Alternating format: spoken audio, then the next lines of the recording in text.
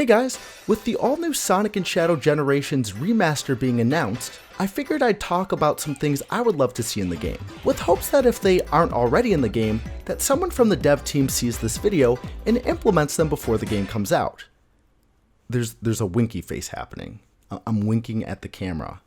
You can't see me doing it, but I promise that I'm doing a little wink. With Sonic Generations and Shadow's campaign sounding like there'll be two different experiences, I do want to chime in about this. I think on the main menu, the player will get to choose which game they want to start up between Sonic Generations and Shadow's campaign. Very similar to Episode Shadow and Sonic Forces, in which it's its own separate mode to choose from on the main menu. However, I think having Shadow playable in modern Sonic stages and boss fights is a must. Also, Sonic being playable in Shadow's levels and boss fights is also a must. Players love Shadow, and I don't expect Shadow's campaign to be the length of a full Sonic game.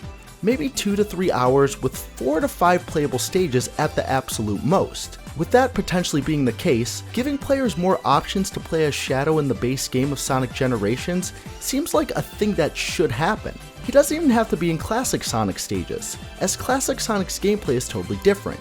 But it does seem like Shadow will have a similar gameplay style as modern Sonic, with some tweaks of course, such as the ability to use Chaos Spear and probably a few other unique abilities.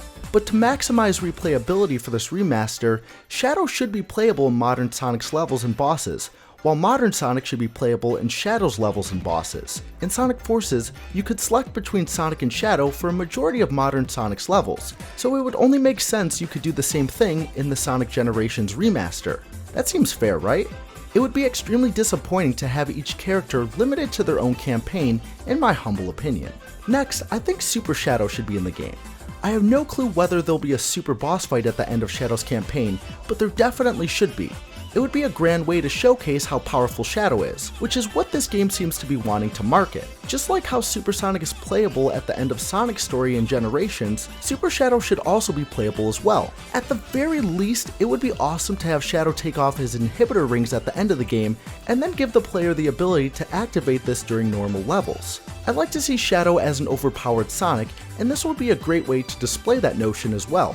Third, Sonic and Shadow need an all-new rival boss fight. The original boss fight against Shadow in Sonic Generations was always one of my favorite boss fights in the entire franchise, but I always thought it was lacking in some ways. First off, the powers Sonic and Shadow use after collecting the Chaos Drive cores are super lame.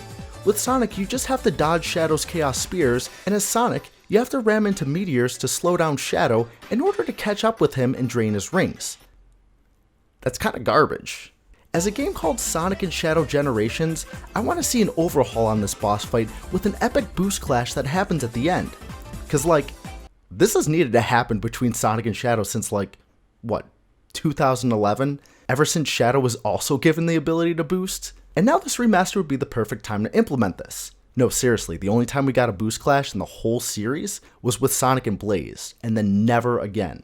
Let's bring this shit back in full HD between Sonic and Shadow. It would be the most epic thing, and the fandom would go absolutely nuts over it. Also, it should be a boss fight that allows the player to select between Sonic and Shadow, cause I'll be damned if this happens and I can only play as Shadow for it. Fourthly, no, it's just fourth. Bring your boy Meph back. Sure, Sonic 06 didn't happen, but that didn't stop Sonic Team from bringing Silver back as a boss fight or Crisis City as a playable stage in Sonic Generations. If Sonic 06 never happened, then neither did Crisis City. But here we are. Crisis City exists. So, Meph should too. I mean, he's the most goated Sonic villain of all time. He literally kills Sonic. Plus, he's the main focal point of Shadow's story in Sonic 06. It would be legendary to see Dude make an HD return for this game. All the pieces are there. Make it happen, Sega.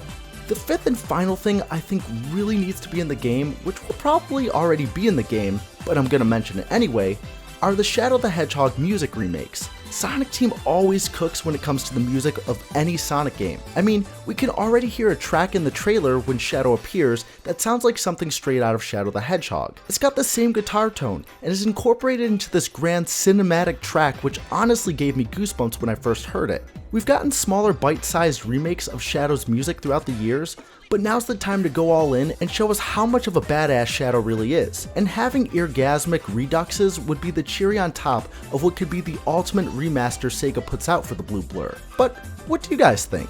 There are plenty of other things I'd like to see, but I think these are my top 5 things I'd like to see out of the game. Leave a comment down below as to what you want out of this remaster yourself, and tell me your overall thoughts on this game.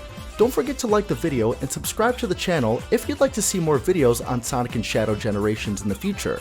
But until then, I'll see you guys in the next one. Peace out.